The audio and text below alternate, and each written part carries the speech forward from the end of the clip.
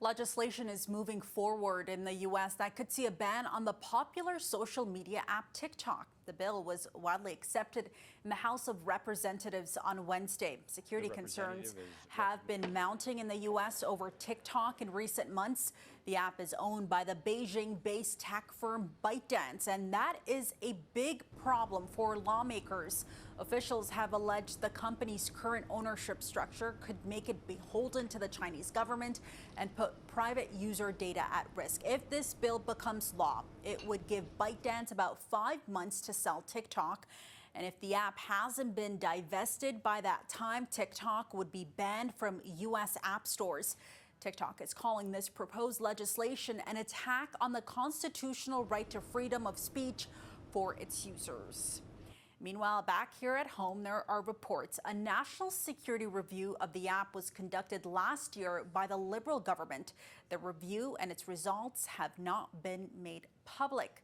Brett Carraway is an associate professor and program director at the University of Toronto, teaching in the area of media economics. He joins us now with more insight on this. Thank you so much for being with us here today, Brett. Thanks for having me. So we're just hearing that the Canadian government did do this national security review of TikTok last year. I'm wondering if you could touch on what the privacy concerns could be associated with this app. Most of the privacy concerns that I hear have to do with the way in which TikTok would handle user data. In the United States, that's led them to try and locate their servers that handle most of the user profiles within the contiguous borders of the United States. And, conceivably, maybe Canada would be looking for a similar arrangement with TikTok. So when we look at what's going on south of the border, what really needs to happen for this bill to become a law? Well, it's got to make it through the hurdles that await it in the Senate. Senator Schumer hasn't committed, as far as I know, to bringing it up in the Senate, although President Biden, I believe, has signaled that he would be willing to sign it if it reached his desk. So we'll just have to wait and see what happens as it winds its way through the Senate. And, we've been hearing the concerns coming from U.S. lawmakers when it comes to TikTok. But how does, this app differ from other apps like Meta's, Facebook and Instagram? You have Twitter. I mean, social media is popular amongst all of us all around the world here. But is it simply the ownership that is of concern here?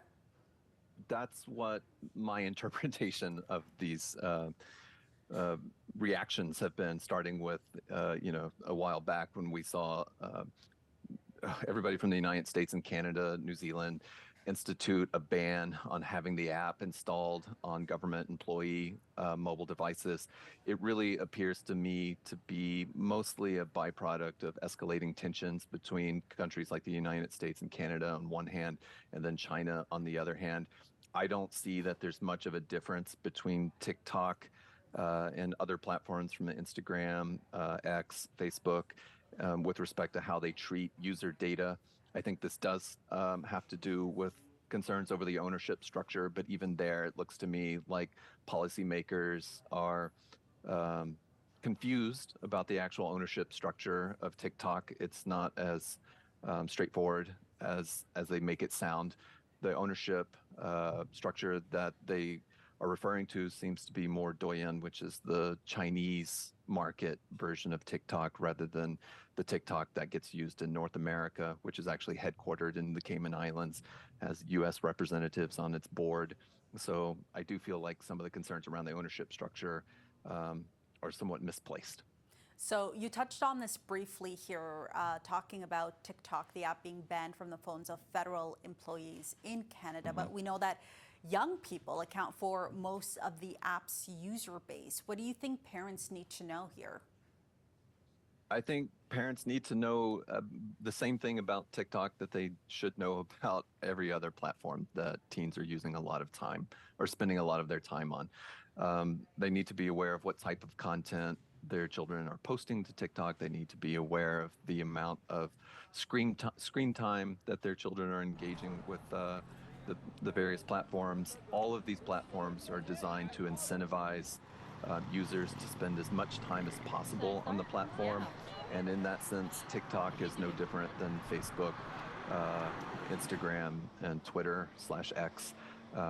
This is why I'm more in favor of a sort of systematic approach to all social media platforms rather than singling out one platform.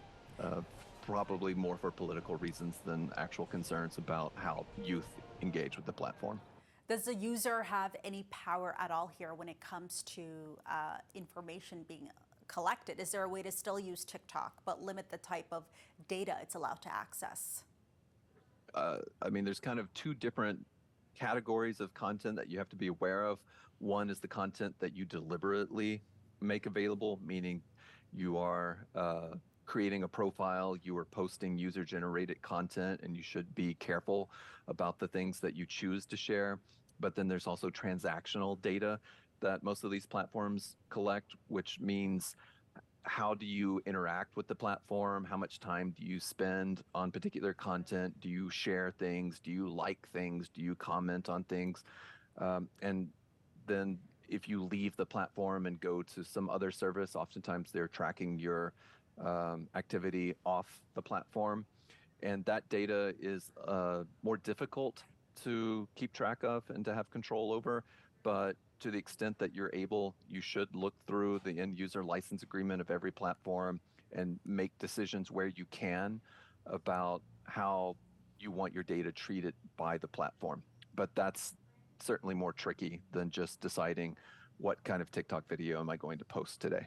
For sure, and data collection becomes more and more important with the increased popularity of these social media apps. Brett, thank you so much for taking the time to speak with us today. That's Brett Carraway with the University of Toronto. Thanks again for your time. My pleasure.